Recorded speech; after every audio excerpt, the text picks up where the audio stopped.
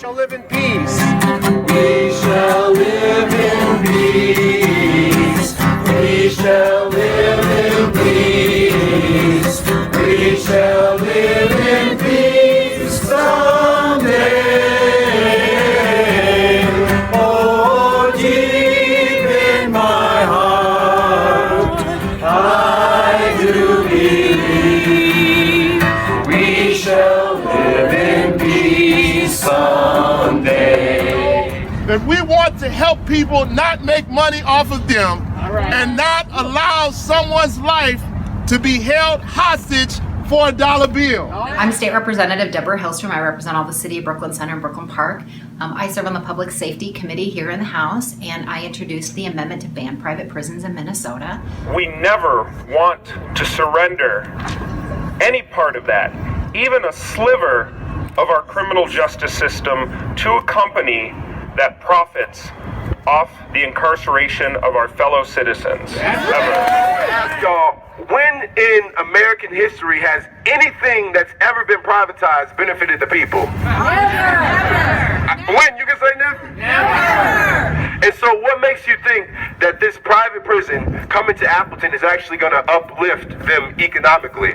It's like, why does it make sense to build a prison to exploit poor black people and pit them against poor white people? It doesn't make sense. That makes sense. Does it make sense?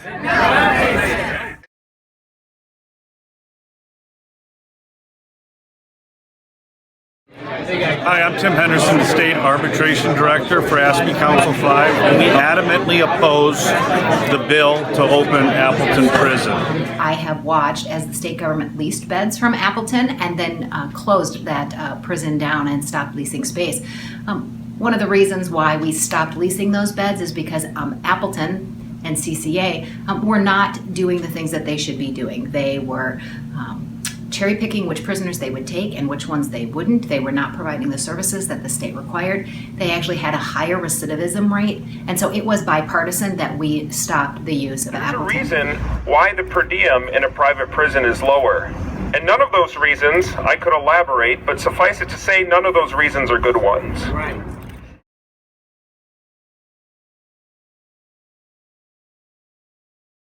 Hi, I'm Representative Raymond Dean. I represent District 59B, which is in Minneapolis. It includes most of downtown Minneapolis and the southern part of North Minneapolis. Private corporations should not be benefiting and profiting from the lives of individuals.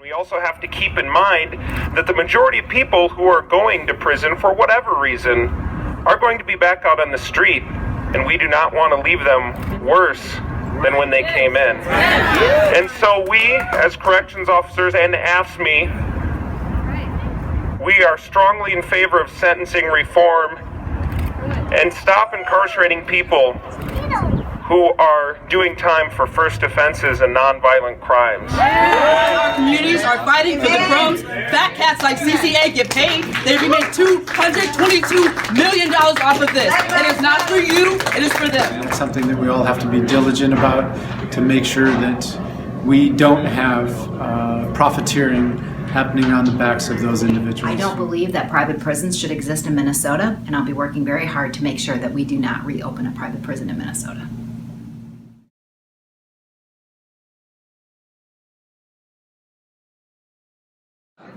The lobbyists from CCA are lying to you. The lobbyists from CCA are lying to you. There are other ways to create jobs in Appleton. There are other ways to create jobs in Appleton. CCA is a despicable, immoral company, and not one Minnesota tax dollar should go to help and assist that company.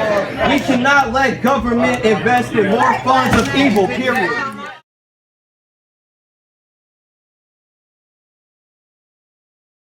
So while Swift County wants to talk about an 8% unemployment rate, there are other people who can testify to 20 to 30% unemployment rates in other communities. It is an incredibly ridiculous position to have to say or ask who deserves more. Development in rural communities doesn't necessarily actually lead to their growth. It actually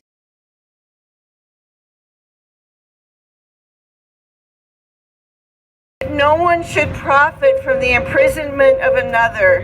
God, I stand here praying for the ones that we're advocating for on this day, the ones that are behind prison walls, the ones that are on their way there, and the ones that have come out. God, I pray for their families right now that are dealing with issues of loved ones being incarcerated, loved ones seeking rehabilitation. God, bless those families right now that are touched by this decision, oh God. In my heart, I do believe we are not afraid.